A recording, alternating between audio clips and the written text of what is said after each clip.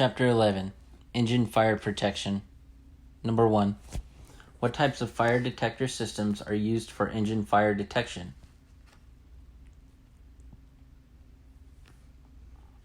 Overheat, rate of rise, and flame detectors. Number 2. How does a thermal switch fire protection system operate? When heated past a predetermined temperature, the switch closes, causing the warning device in the cockpit to activate. Number 3. How many thermal switches are needed in a thermal switch fire protection system? At least one. Number 4. What kind of fire detection system allows more complete coverage than a spot type system? A continuous loop system. Number 5. What happens if an engine equipped with a thermocouple fire warning system overheats slowly?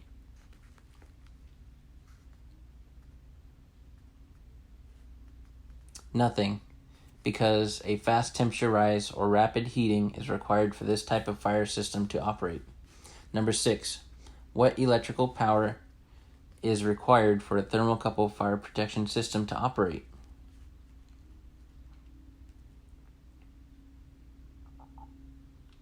Both the thermocouple produced power and the aircraft's electrical system are required for this type of fire protection system to operate.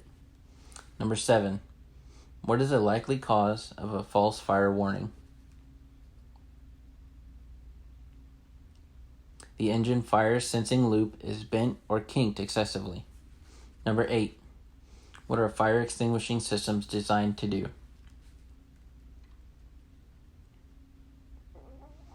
They are designed to dilute the oxygen levels around the engine to a point that does not allow combustion or reduce temperature below the ignition point.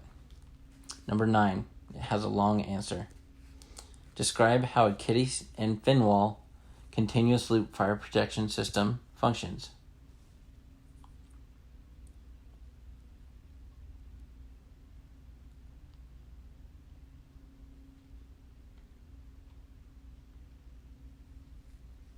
A Kitty system has a sensing element consisting of a sealed Inconel tube containing two conductors that are embedded in a thermistor material. One wire is electrically grounded to the outer tube at each end and acts as an internal ground, and the other is a positive lead. When a fire or overheat occurs, the resistance of the thermistor material drops, allowing the current to flow between the two wires to activate an alarm. A Finwall system uses a sensing element consisting of a small diameter flexible Inconel tube containing a single wire electrode surrounded by ceramic beads. These ceramic beads prevent the electrode and tube from touching each other. Current is applied to the electrode while the outer tube is grounded to the aircraft structure. When a fire or overheat occurs, the core resistance of the ceramic bead drops, allowing current to flow between the center electrode and ground, energizing the alarm system. Number 10. What elements must be present for a fire to occur? An ignition source such as heat or a spark, fuel, and oxygen. Number 11. What group of fire extinguishing agents are no longer manufactured because of environmental concerns?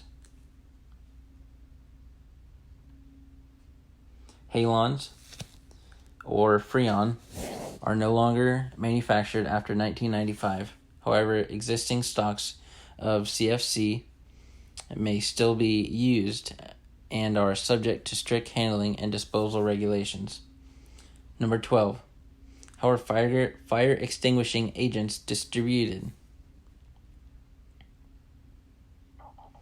Through perforated tubing and or discharge nozzles. Number 13. What is the purpose of the discharge cartridge and how is it activated? The discharge cartridge or squib, which is electronically ignited, fires a projectile into the frangible disc, thereby releasing the fire extinguishing agent. Number 14. How is a fire extinguisher system with a high rate of discharge classified? As an HRD fire extinguishing system. Number 15. What do the red and yellow discs in a fire extinguishing system indicate? A yellow disc indicates a normal discharge, and a red disc indicates a thermal discharge. Number 16.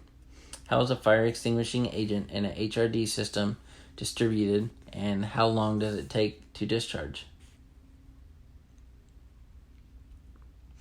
The agent is distributed through a series of high-pressure tubes and takes 1 to 2 seconds to discharge. Number 17. What is the purpose of a pressure gauge in a fire extinguishing system? It indicates pressure within the container. To check if the pressure is within limits, a pressure temperature chart is used.